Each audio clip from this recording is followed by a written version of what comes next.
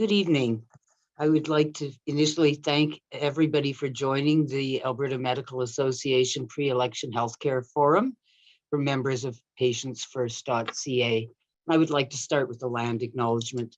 The Alberta Medical Association acknowledges that we are located on Treaty 6, 7, and 8 territories, traditional lands of diverse Indigenous peoples, including the Cree, Métis, Nakota Sioux, Iroquois, Dene, Inuit, Blackfoot Confederacy, Tsuut'ina Nation, the Stoney Nakoda, and many others whose histories and languages and cultures continue to influence our vibrant community.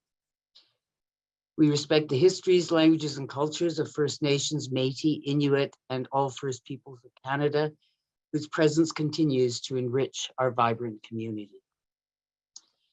So we have two guests with us this evening, Ms. Rachel Notley, leader of the Alberta New Democrat Party, and Ms. Danielle Smith, leader of the United Conservative Party. We sincerely appreciate both our speakers making time to engage in this important discussion. I know you're extremely busy right now. Tonight's town hall is an opportunity to hear from the two leading political parties about the things that matter to you as patients and citizens. Albertans need to know about the major healthcare issues we are facing in the province, and they also need to be able to trust that whoever forms the government will be competent on the healthcare file. I know that both the UCP and NDP have released statements and plans about healthcare. Some of the pre-submitted questions move into areas that I don't believe we've heard about in the election so far. So we can all look forward to hearing what they have to say. Before I do, I want to say a huge thank you to every member of the PatientsFirst.ca community for their amazing support of physicians and the entire healthcare system. It's not a one-member job. On behalf of the Doctors of Alberta, thank you for joining PatientFirst.ca and for staying engaged to help strive for the stable, quality healthcare system that we need and the system that you so deserve. Without further delay, I will turn it over to our moderator, Dr. Carl Knorr, to get us started. Thank you, Dr. Rinaldi, and good evening, everyone. I am the moderator for this evening's webinar, and my name, as Dr. Rinaldi mentioned, is Carl Knorr. This webinar will be run as a consecutive Q&A session with each leader, beginning with Ms. Notley by mutual agreement. Two members from our PatientsFirst.ca community, which numbers 48,000 strong in total, but two members are with us this evening to ask the questions. They will take turns. The leader will have 2 minutes to respond to each question. There will be a timer visible to everyone, and if needed, I can also provide a verbal reminder. In the interest of covering as much ground as possible, there will be no follow-up questions or commentary from the patient members following the answer from each leader. Each leader will also have 2 minutes for concluding remarks, and we will finish this segment of the webinar at 6:30. A recording will be posted on the AMA website tomorrow, and a link will be sent to all members of our PatientsFirst.ca community. First up is Ms. Notley, who has been introduced by Dr. Rinaldi. Thank you so much for spending some time with us this evening, and let's go right to the questions. First to Ms. Cormack. Go ahead. What policy changes will your government make to ensure access to fertility treatments for those wanting to start a family who are not wealthy? Well, that's a very good question. I am aware that Alberta and BC, Saskatchewan, and the territories are the only provinces that have really no offers to families in that position. And I know it's a growing issue. I know, I've got very dear friends who have gone through that process, and I know that it's very hard on their finances. So we would be very interested in sitting down, looking at the experience in Ontario and Quebec in particular, and talking with families about what we can do to develop something that is cost effective, but also helpful to support families who are seeking that kind of treatment. We also, of course, want to, just generally speaking, improve obstetric care. And we'd also like to make sure that we can have, as part of our family health teams, proposal have some teams that are specifically focused on providing obstetric and childcare. I will say right now, I'm not sure what's going on, but there's a lot of feedback right now. And oh, there it's gone. Cool. Thank you.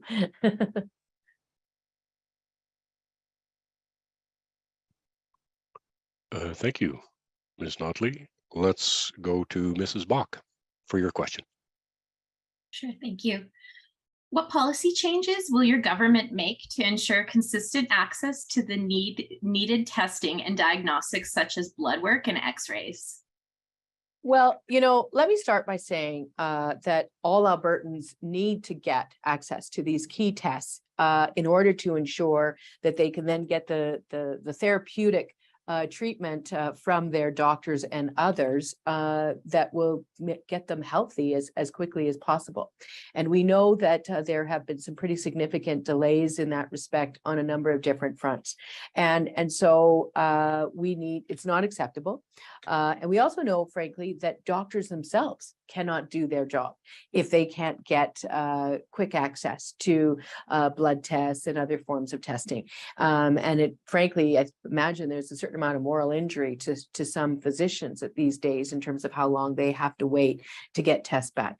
So, we will look at those delays and look at what we can do to accelerate provision of those diagnostics. We know that the somewhat ideological decision of the UCP to privatize our public labs has resulted in a problem. We know that in Calgary, people are waiting far too long to get testing back now, and they're actually waiting too long to even get appointments. And so we need to look into how that's happened, and we need to look into what we can do to either renegotiate those contracts or execute on consequences for a failure to deliver on what we need. But I will say I'm a bit troubled by the fact that we're in this position right now. As many folks will know, we had originally under our government invested in building Alberta Public Labs, APL, and also ultimately in trying to create a world-leading public lab that not only would have been there for Albertans when they need it, but also could have attracted researchers, could have attracted more expertise, and ultimately gave us an opportunity to export the services of that lab as part of our economic development, to other jurisdictions. But we lost that. And it's too bad. BC had been in the process of doing what the UCP is now doing with Dynalife, and they actually stopped it because we knew that we needed it as a result of the pandemic. And we saw APL actually put Alberta in a front-running position vis-a-vis our testing capacity. Yet somehow the benefits of that has been forgotten, and we've moved forward. What we can do going forward to fix that is going to be one of those things that we have to look into once we're government, because you never know how these contracts have been negotiated and what kinds of poison pills we might see embedded in those contracts. But we will certainly take a very good, hard look at them to make sure that we are able to provide those services as cost effectively as possible and as effectively as possible to both physicians as well, of course, as to their patients. Thank you, Ms. Notley. Back to you, Ms. Cormack. Going forward, what are your plans for addressing mental health in our province? Well, I don't think that there's been any time like what we've seen over the last 4 years to really emphasize for us the need for us to provide mental health care more effectively. We see that all across our society. So, it's a big task because, as most folks know, much of mental health therapy is actually privately funded, and many folks on this and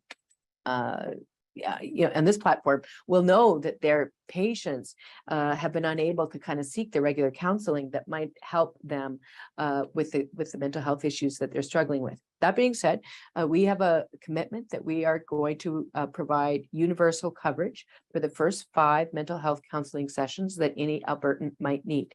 And this will be a big step forward in terms of bringing some of that mental health services into the public system. On top of that, we have big plans to reinstate and enhance various forms of mental health supports provided in our schools and in our post-secondary settings, but especially for our kids. And not only sort of classic mental health therapy, but also all the early learning supports that our young people had that have been cut over the last 4 years. We're going to restore those, and then we're going to amplify them, because it's so critically important to people's and our young, to everybody's lives. If they get that support first thing, then it will make a difference in the quality of their life for the rest of their life. So these are really, really important issues. Final thing I'll talk about, I only have 19 seconds left, and maybe I'll get a chance to talk about it, but I certainly do also want to talk a bit about how we specifically address the addictions crisis and the opioid crisis across Alberta. I think there's a different question on that. So I'll leave it with these overarching things and talk about addictions and opioid crisis in another question. Thank you, Ms. Notley. And Mrs. Bach.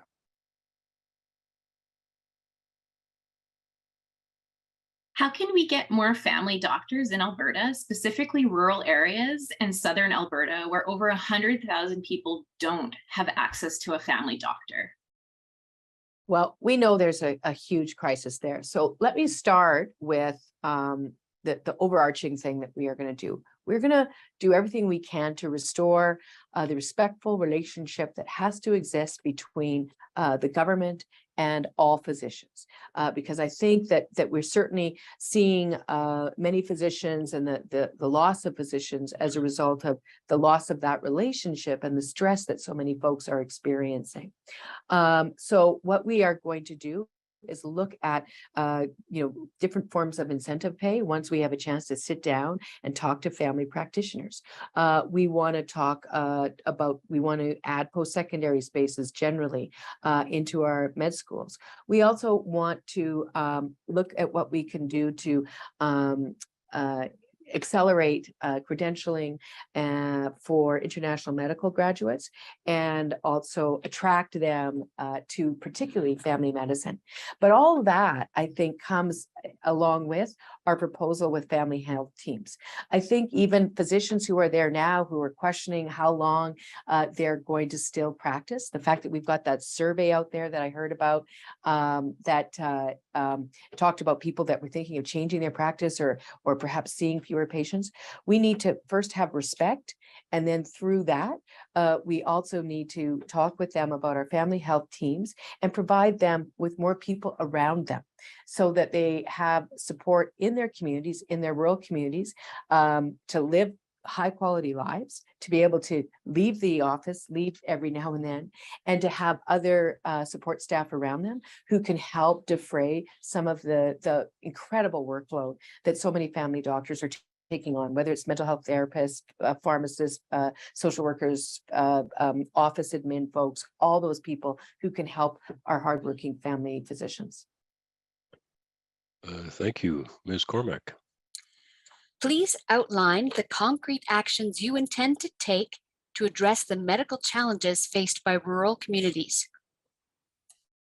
So that relates specifically to some of what we were talking about. So first of all, staffing. So we've talked about staffing. So we want to engage in what would be sort of the most ambitious and the largest recruitment and retention plan ever. And that's not only for physicians, but also for the people who work with physicians. So we're talking about recruitment bonuses for both those folks. And we look forward to talking to people in the profession about different retention bonuses. So that's one of the things that we want to do. We want to expand on emergency services and home care and improve on emergency services and home care. So that is something that I think will help take the pressure off of physicians, and it will also allow us to just keep people in their communities, getting the care they need, not necessarily having to go to their hospitals. We also want to offer training for physicians and closer to where they are at home. So we want to, for instance, we announced that we want to do some training at the Lethbridge at U of L, or sorry, not at U of L, at the Lethbridge Family Care Clinic that will be one of the first ones that we move forward with. And so we were going to create spaces there because we know that physicians who train in certain communities are more likely to stay in those communities. Then, as I said as well, we want to develop family health teams that are unique to rural communities that will give those family physicians the kind of support that they need in order to, as I say, have that quality of life, but also be able to provide the care that their particular patient profile is looking for in that rural community. So again, we see the opportunity, we look forward to the opportunity for a lot of engagement with family physicians who work in our rural communities. And thank you, Ms. Notley and Mrs. Bach. Alberta receives federal funding to provide services to all Albertans. However, health indicators are falling behind for our Indigenous people, both on and off the reserve. How does your party plan to address the growing needs of the Indigenous population in Alberta, both on and off the reserve, with the transfer payments received? So first of all, we will push the federal government very, very hard on the fact that they need to step up and fund their obligations appropriately along the same line. You know, it's the Jordan's principle kind of issue, and we need to make sure that their investment is adequate. In addition, though, we're not going to let the federal government's failure on those fronts let people fall through the cracks. And I believe very strongly about that. So going back to our family health teams, we look forward to engaging with Indigenous leaders to design Indigenous-led health practices in the family health team model in some of the Indigenous communities, and then see if we can expand on that.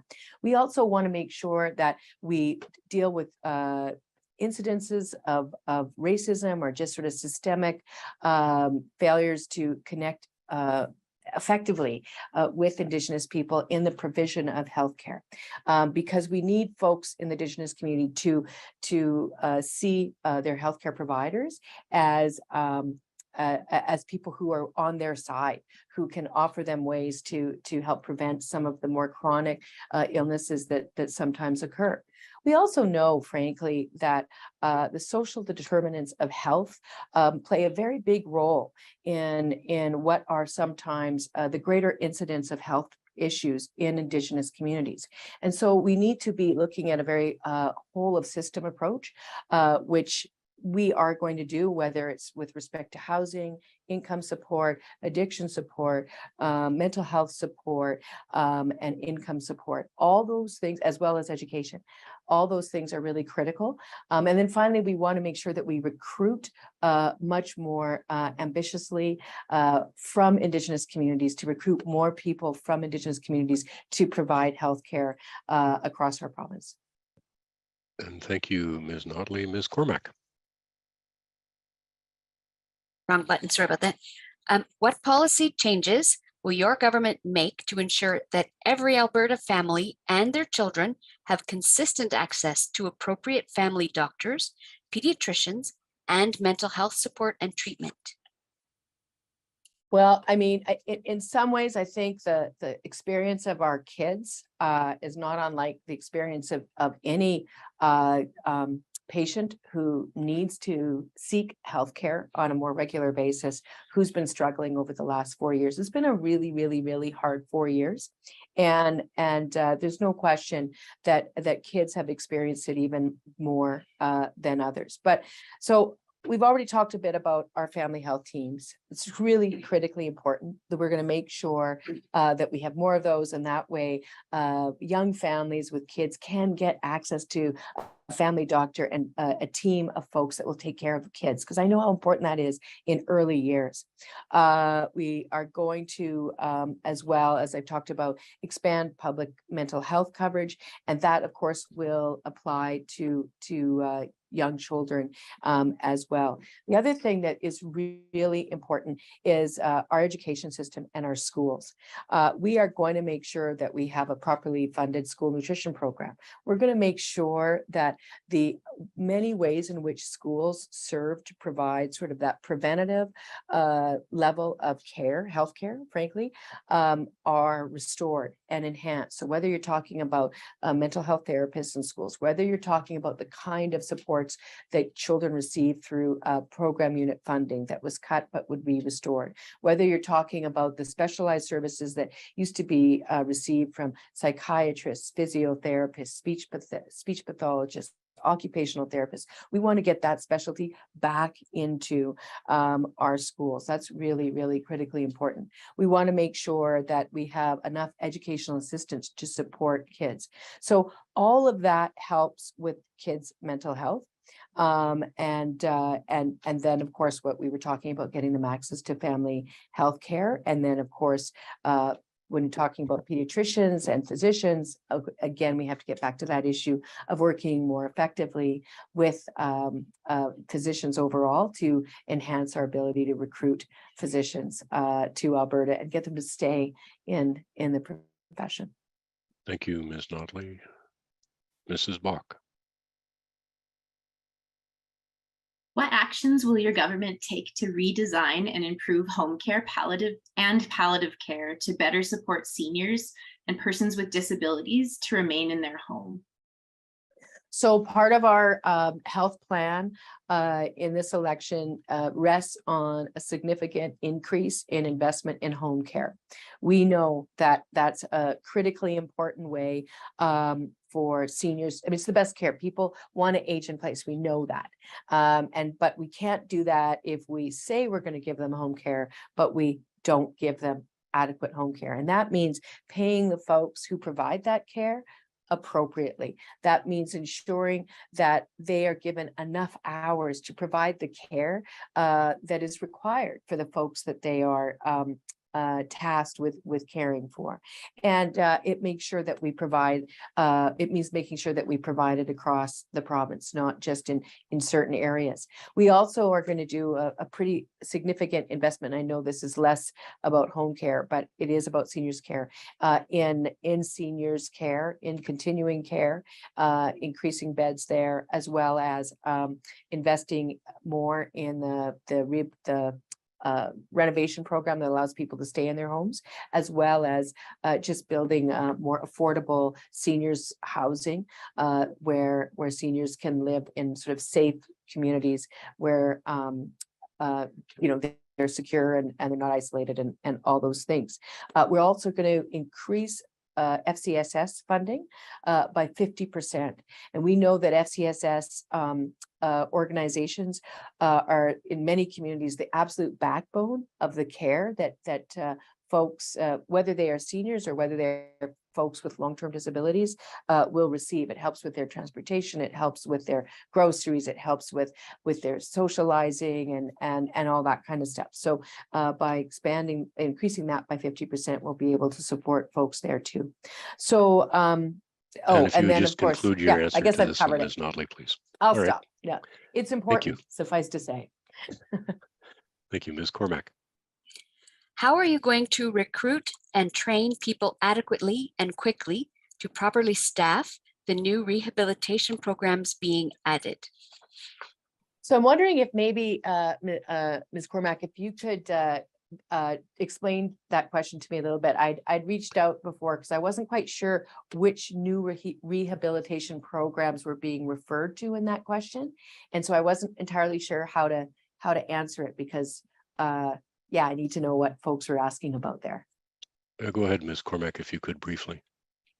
I actually don't specifically know, but I can tell you from my world that rehabilitation programs are critical because they don't, I'll give you a quick example. We had a brand new physio department added to our hospital here in Lethbridge. It is spectacular, but it is also an extremely long walk from the garage all the way in the hospital, all the way down the hallway, then into the thing, then all the way down another hallway to the very, very end of where would be the street. Right. So that's not marvelous, but there's also home care that comes into our homes, which is delightful. And they do rehab right in my house. which is perfect when you can't get into the hospital because it's so crazy far. So Ms. Cormack, let me just, in the interest of time, let's Yes, just please. take I this don't know. question. Yeah, let's just take this question generically, if you would, please, Ms. Notley, Sure. to just refer to some of your thoughts, please, on how to recruit and train staff for needed workforce. Okay, so fair enough. I think that as I've said before, we want to engage in sort of the largest ever recruitment and retention strategy for a whole range of healthcare professionals. So that involves creating, as I've said, 10,000 new spots in post-secondary. That involves putting out signing bonuses, and then subsequently looking at negotiating with folks around what kind of retention bonuses would be of assistance as well. It involves ensuring that we work really intentionally, shall I say, with all the involved organizations to accelerate accreditation of foreign trained frontline healthcare staff. There are so many folks, and we're talking from all over the world, including the US. I met somebody who had 2 years training and then 4 years actual experience as an LPN in the US, and she still can't get a credentialing here. So we need to find ways to break down some of those barriers. And finally, the one thing I will give Jason Kenney credit for, I mean, I actually give him, I spend every day giving Jason Kenney credit. Okay, probably not. But the point is, I want to say one thing he did well was the Alberta is Calling program. That's something that is a thoughtful effort to recruit folks to Alberta. But what doesn't help in that is if they pick up the phone and on the other end is a government that doesn't respect science, doesn't respect working people, doesn't respect contracts, all that kind of stuff. So we have to communicate to all the healthcare professionals who we want to both provide work in Alberta in their profession and come to Alberta to work in Alberta with their profession. We have to communicate with them the respect we have for the work they do. Now, Ms. Notley, there are 2 remaining questions, plus you need 2 minutes to provide your concluding remarks. If you would like to have both of the 2 remaining questions, I'll have to ask you to provide a 1-minute answer to each. Agreeable? I can do my best. Yes. Thank you. Go ahead then, please, Mrs. Bach. How do you plan to incentivize medical students to become family doctors? Well, again, as I say, the first thing we have to do is make practicing medicine something in Alberta, something that young students want to do. We saw in Alberta the first time, I think it was like 45 residency positions go unfilled, while we didn't see that in BC, Saskatchewan, or Manitoba. So again, it goes a little bit to the issues of respect, and also respect for science, respect for healthcare workers generally, that needs to be communicated. As well, I think that what I've heard from young folks who want to consider practicing family medicine is that the idea of the family health team really is attractive to them. They want quality of life. They want to be able to live their lives. They might want to work part-time if they're younger women, that kind of thing, so that they can live their lives but still work as family physicians. And so we want to create flexibility and provide those kinds of opportunities for people that are coming into the profession. All right, thank you. And this is a question you had expressed some interest in previously, so we'll take a minute for that, and then you may immediately continue with your final 2 minutes to wrap up, Ms. Notley, please. So go ahead, Ms. Cormack, with the question, and then 3 minutes total time left, Ms. Notley. What is your party's plan for ensuring better outcomes for those with drug addiction? So this is a very big question and hard to answer in 60 seconds, I will say. Let me say, first of all, that we are going to listen to experts in this area. And so what we're hearing from them is that folks need a whole range, a whole spectrum of treatment and support. So I support the current government's decision to enhance recovery and to remove the accommodation costs. Good moves, absolutely. However, to focus solely on recovery and to not also work on the matters around supporting those folks at the front end giving them housing, giving them wraparound services, making sure that they're not in crisis, giving them access to mental health, so that they are in a position to choose recovery. And that's one thing that's really important, because the experts say that if you don't do that, folks will not succeed.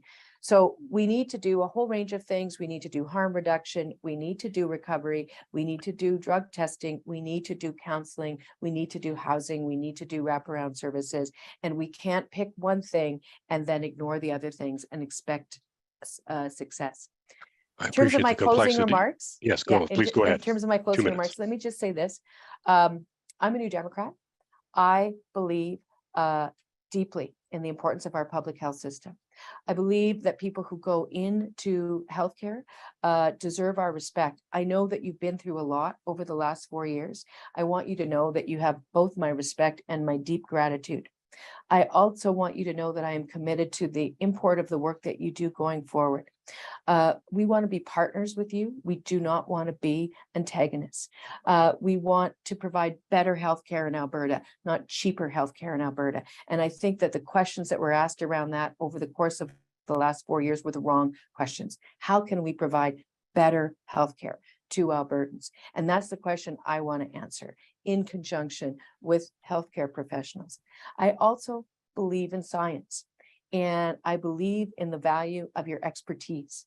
And I do not ever want to turn that into something that people should be on the defensive for, which seems to be something that happened more and more over the course of the last 4 years. I also believe strongly that our public health care is the singularly greatest gift that we give to each other as Albertans and as Canadians.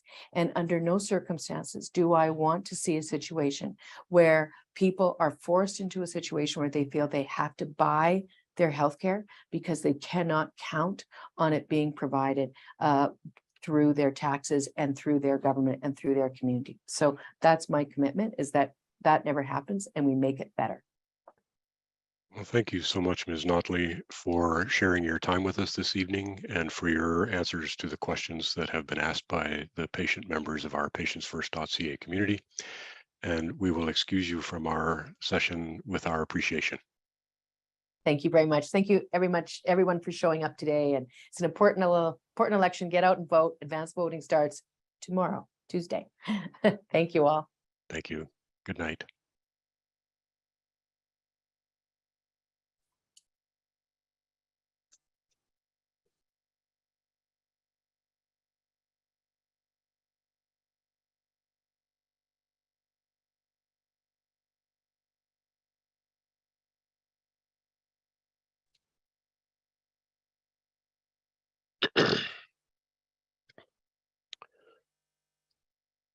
And good evening, Ms. Smith.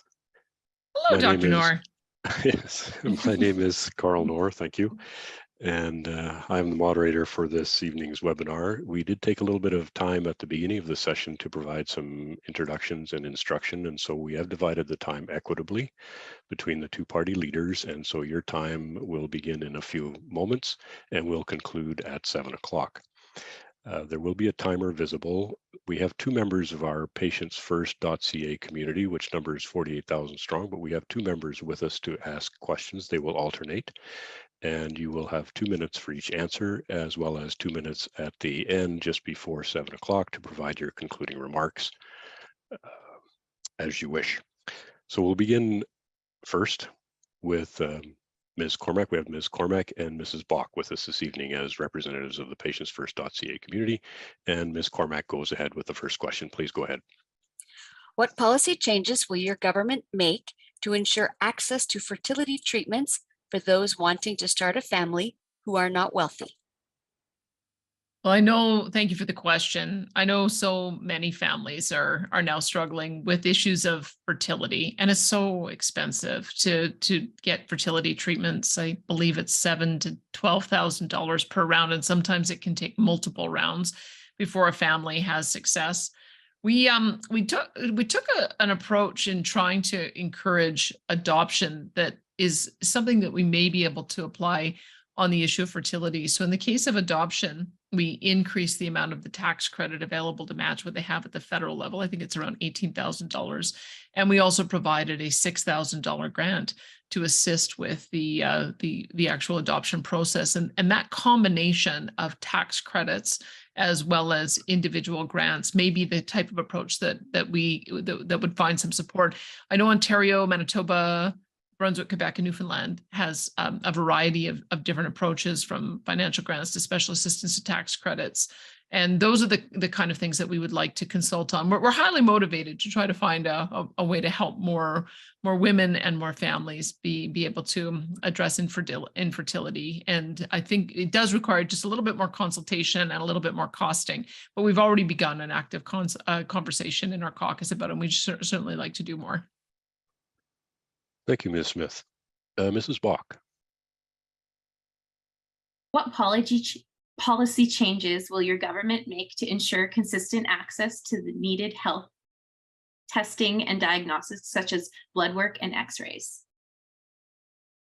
So a couple of things. One of the things that I would observe is that in order to be able to get treatment, the very first step is diagnosis.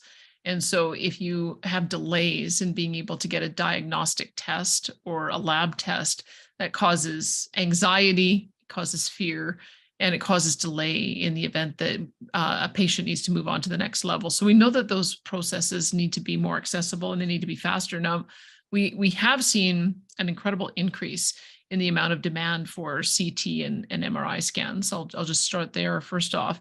But even though we've seen an increase in demand, we've also seen a decrease in the wait times. We can do better, of course. We would love to be able to provide all of those exams when they are prescribed. And so we'll be working on that. In our budget 2023, we increased the diagnostic test funding by $12 million. That allows us to do 41,000 more CT scans. Right now, we're currently doing 540,000 a year, and 12,000 more MRIs, and we're currently doing 255,000 per year. So we've made a significant improvement in allocation of budget. The move to DynaLife in Southern Alberta has not been smooth. And one of the things that I had done before we got into the election period was to remind the Alberta Health Services that we have an arrangement with DynaLife that is performance-based, that they have to improve their performance. And the commitment was to make sure that they were dramatically increasing the amount of staff to be able to assist with that, as well as I understand that they are going to be opening 2 new labs in Calgary in June. So the work of Alberta Precision Labs and the AHS has, I think, really accelerated those changes. It unfortunately didn't start off particularly well. Thank you, Ms. Smith. Back to you, Ms. Cormack. Okay, going forward, what are your plans for addressing mental health in our province? We have made the decision to make mental health a foundational part of the healthcare system. I don't know that was necessarily the case when we came in. There was only $87 million in funding towards mental health. We now have $275 million for funding in mental health, and we're beginning with this last budget by creating 5 new mental wellness centers. And these are going to be similar to what we're doing on addiction. I know there's a question on addiction treatment a little bit later, but they are going to be long-term inpatient support for those who have severe mental health needs. We'll also be having drop-ins so that severe cases, so that those who have cases that are more manageable on an outpatient basis have the support. And severe cases instead will be sent to specialized mental wellness centers instead of to the ER. That's one of the things that we've observed, is that the mental health and addiction crisis has put an awful lot of pressure on our emergency rooms. And there has to be alternative ways to be able to provide people the support that they need that doesn't begin in an emergency room. So that's the theory behind what it is that we are doing there.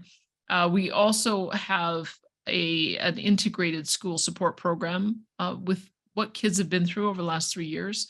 One of the things that I knew is that we had to be investing in mental health and mental wellness. And so we're doing that through the school system, because if you can get a mental health issue treated early, then it doesn't progress to some of the worst manifestations. Sometimes untreated mental health can turn into addictions problem, and addictions problem can turn into a homeless problem. So we're investing in schools to make sure that doesn't happen.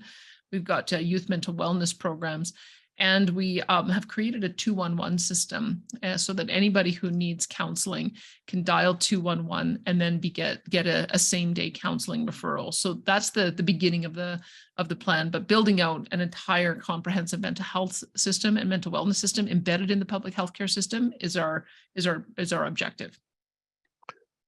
And thank you, Ms. Smith. Mrs. Bach.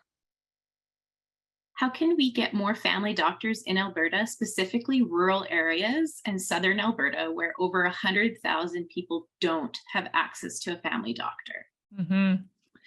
My health minister at the time, Jason Copping, did a comprehensive province-wide consultation, went to 44 different communities, spoke to 1,100 individuals, including 600 primary care practitioners. And one of the things that we discovered, especially also looking at enrollment, is increasingly there's just been a shift in the kind of practice that doctors want to do. Only 10% of our medical graduates are going into family medicine. And what that means now is that we've got to look at a way of doing primary care practice differently. I think that we've had a pretty good model going back to 2003 with the very first PCN in Calgary, and building on that model so that you have a doctor-led practice with nurse practitioners, LPNs, physiotherapists, psychotherapists, and other allied health professionals. That will ensure that everyone has a medical home, is what we're calling it, and also access to a family doctor.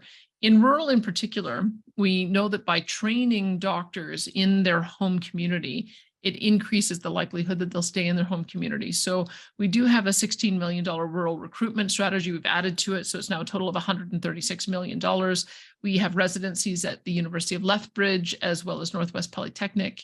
We have increased the residency spaces at U of A and U of C, and we're going to start self-directing into residency spaces because the national program doesn't always have a perfect matching system. And so if we can get our own graduates directed into medical residency, as well as internationally trained medical graduates accessing those residency spaces. I hear of many young people from Alberta who go and get trained in Australia or the UK or elsewhere, and being able to have them come back to Alberta and get residency spaces is something that we want to be able to facilitate. We have our Alberta's Calling Tax Credit, where we're going to give $1,200 to anybody who comes here from elsewhere and stays for a year, as well as a graduation retention tax credit up to $10,000 so that we can keep our grads in Alberta. Thank you, Ms. Smith. And Ms. Cormack. Okay. Please outline concrete actions you intend to take to address the medical challenges faced by rural communities. When I first got elected, one of the things that I knew we needed to do was to address what I was hearing was a crisis in Alberta Health Services, which is part of the reason we put an official administrator in. And one of the things that he did as an assessment is I had told him that I kept hearing about operating rooms that were either mothballed or had never been put into service all over Alberta. And he identified that there were 55 operating rooms, and he started to work on a surgical initiatives to start bringing those back into service and bringing them up to a caliber that will allow them to see more patients going through. So that's, I believe, a close to $300 million initiative. We also have 105 million over 3 years and 75 million for capital to modernize Alberta's primary care. We also signed a $24 billion healthcare deal with the federal government that, number one, commits both parties to uphold the principles of the Canada Health Act, one being no one will ever pay for a family doctor and no one will pay out of pocket for needed hospital services. But they also have 4 different streams of additional support. And so we're working with the federal government to identify the best way to be able to implement those streams. The next step is to have local level decision making. And we began a process to assess where the best level of decision making should be. The objective of what we should be striving for is that every regional hospital, and I would look at Lethbridge, Medicine Hat, Red Deer, Grand Prairie, Fort Mac, multiple in Calgary and Edmonton, should be able to provide the vast majority of services that the residents would need close to home, and they should only have to transfer into Calgary or Edmonton for some of the more intense and higher specialty services, like you would have brain surgery and transplants and that sort of thing. And so that's the direction that we need to go. But the next step is making sure we get more local decision making, and that would be a process we'd start post-election. And thank you. And back to you, Mrs. Bach, for the next question. Alberta receives federal funding to provide services to all Albertans. However, health indicators are falling behind for Indigenous people, both on and off the reserve.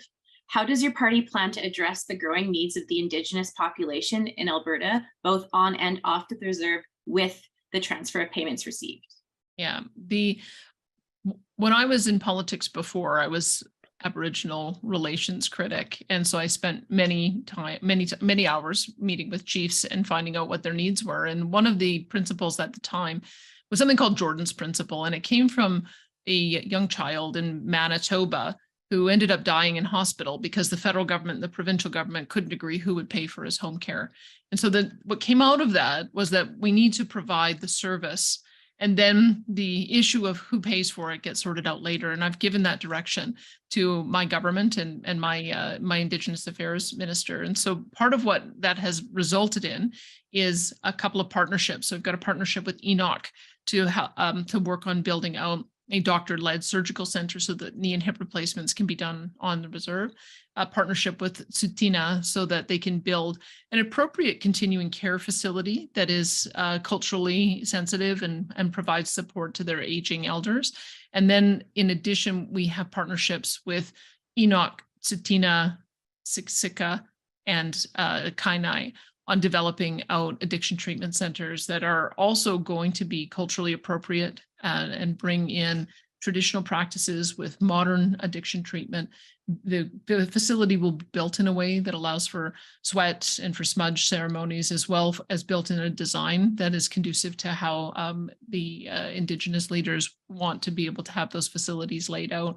And they're significant facilities. There are $30 million to build each of them. And we think, and we're committing to the ongoing funding on that as well. And we think that that's going to be the first step in a really amazing partnership where we can work to address the most acute needs in the community. And if the federal government wants to partner with us on that, they can, but we need to make sure that we're addressing the needs that they've identified. And we're really just getting started on that. And thank you. And Ms. Cormack.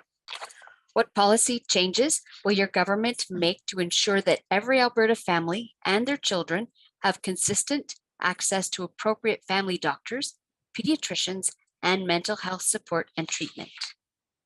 Yeah, I think that this new approach that we're taking to primary care, $2 million that we've already begun recruiting for, is really going to be an important shift in how we look at team-based medicine. The unfortunate thing is that we have spent a lot of money funding the most expensive door. This is how my health minister looks at it. The most expensive door you can walk through is an emergency room door. And if you don't have a full primary care practice that's available all the time, that's the reality of what we're facing. There are many primary practices that either don't exist, or if they do exist, offer limited hours, don't have evening and weekend service. And so if somebody gets ill, then they end up having to go to hospital. So the theory here is that if we have a team-based practice and we're allowing for more medical practitioners to be able to provide that service, we should be able to get longer hours, and we should be able to get more coverage. We should be able to get more preventative medicine, as well as be able to use virtual and telehealth. And those are the kind of things that I think is going to be the new team-based practice. So I'm very excited about that. We do know, though, that our Children's Hospital in Calgary and the Stollery in Edmonton are absolute gems. Calgary has already moved down the path of having its own standalone facility, which is a very different patient experience for the children. I have a dear friend who has to go regularly for her little guy, and she just raves about the kind of care that they get.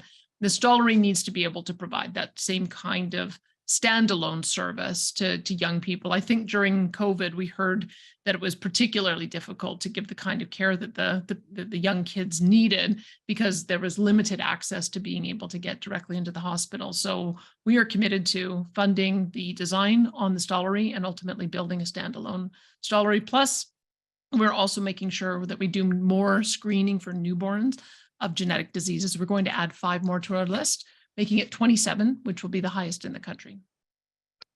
And thank you, Mrs. Bach.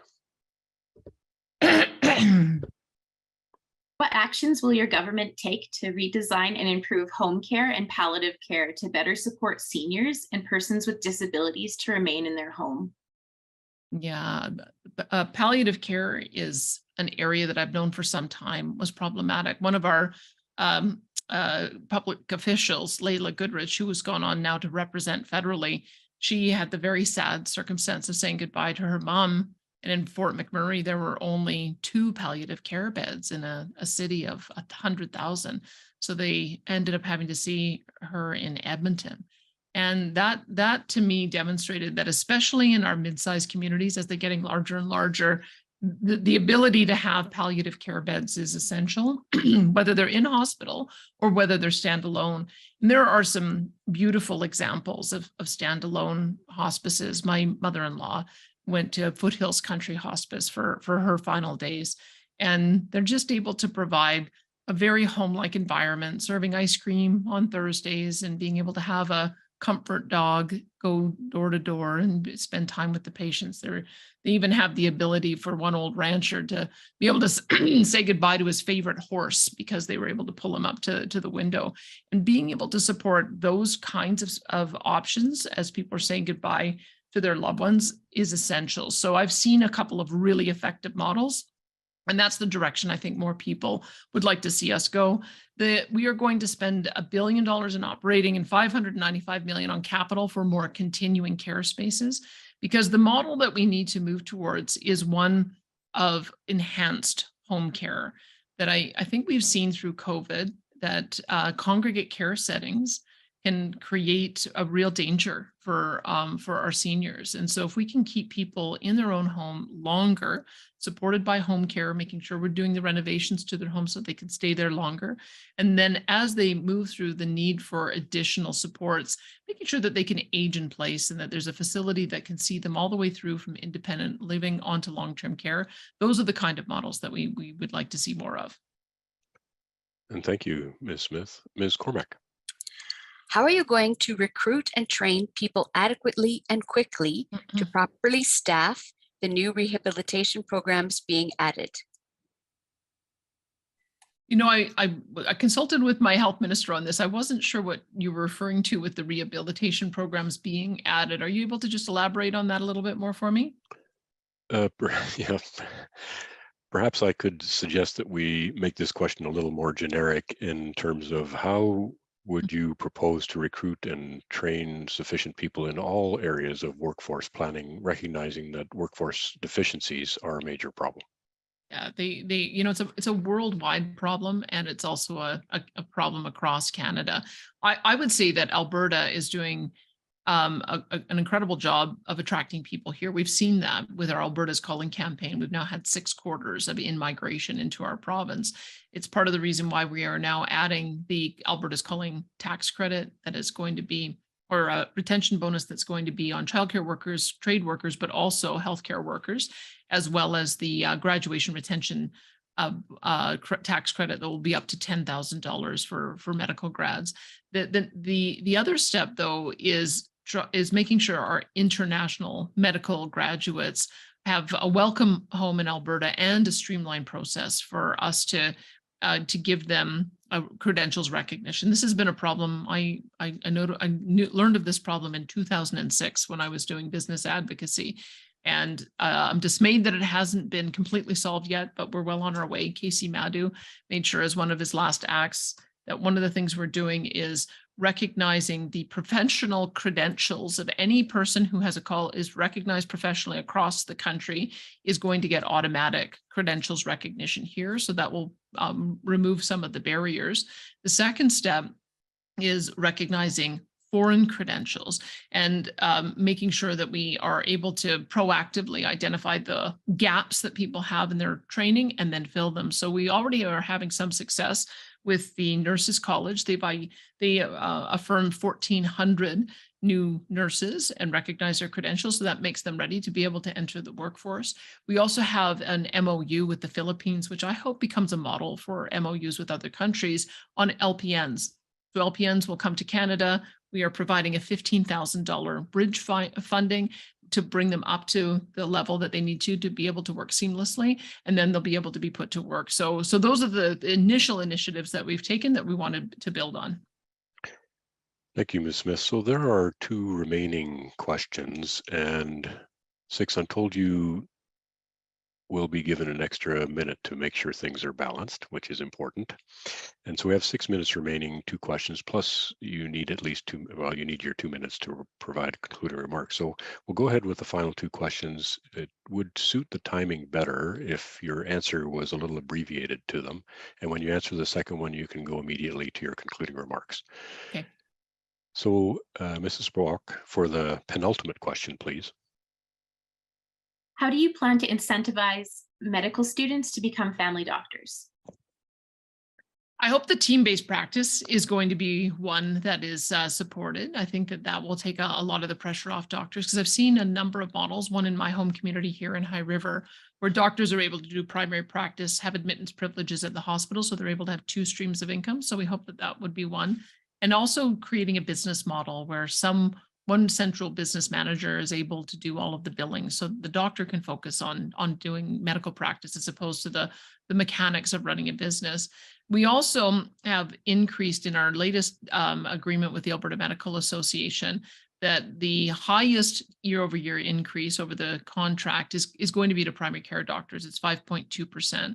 And so we're hopeful that seeing that those additional dollars invested in the primary care area is going to encourage more individuals to want to choose that role. And we are also working on training, as I mentioned, training doctors in place so that when if they can live and work in their home community, Lethbridge or up north in Grand Prairie or Fort McMurray, and then get the credentials that they need with the U of C and U of A. We're hoping that makes it a little bit easier and more cost effective for them to pursue that primary care practice. Thank you. And then to Ms. Cormack for the final question, and Ms. Smith, 1.5 minutes for the answer to this one, please, plus your 2 minutes for concluding remarks thereafter. What is your party's plan for ensuring better outcomes for those with drug addictions? I can tell you that one of the proudest achievements of my government and the UCP from 4 years ago was hiring one of the foremost experts on the recovery-oriented system of care. And he's 4 years in to guiding us on an 8-year strategy that puts treatment first. So we removed the $40 per day bed charge that was being charged on addiction treatment beds. And we've increased the number of beds by 10,000. So it actually allows us to treat 29,000 people a year. We've begun the process of building what we're calling recovery communities. And the notion behind those is going to be that whether a person needs 1 month or 6 months or a year, they will go into a treatment and they will develop a new community based on recovery as opposed to addiction. They'll learn basic skills, they'll do intensive therapy, they'll be connected with job skills. And by the time they are out of that recovery, they'll have capacity built around them with family, friends, and community so that they can go on and live successful lives. So that's the approach that we're taking with recovery. We do not believe in safe supply. We do not believe that there is such a thing as a safe supply of hydromorphone, which is 5 times more powerful than heroin. That's the approach being taken in Vancouver, and it's increasing the amount of drugs on the street, increasing overdoses, and increasing the number of people who are getting addicted. We believe that the direction should be opposite, which is why we've provided the virtual opioid dependency program. So anyone can get same-day access to drug replacement therapy so that they can get off of opioids immediately. And that, I think, is going to bear out as the more appropriate way of supporting those who face this really severe problem of addiction that sometimes also has a mental health component. So that's the approach that we're already well embarked on. First recovery community opened in Red Deer, and we've got 10 more to go. And your concluding remarks, please, Ms. Smith. Sure, I'll go right in. When I was first elected, I was focused on one thing, and that was ensuring that we had a strong public healthcare system so that patients were able to get the healthcare they want and need when they want and need it. And it was the right promise. We stand by it. Over the last 8 months, with the great input of our frontline doctors, nurses, paramedics, and other health professionals, we started making the changes that they proposed, and it's already working. We're seeing a decrease in the amount of hospital wait time. We're seeing a decrease in the ambulance response time. And we're also seeing that code reds are becoming a thing of the past, that ambulances are able to drop efficiently patients off at hospitals and then get back out on the road and be available so that when the next crisis call comes, they're available for that. It's also meaning that we don't have to pull in ambulances from rural areas so that our rural areas have coverage as well.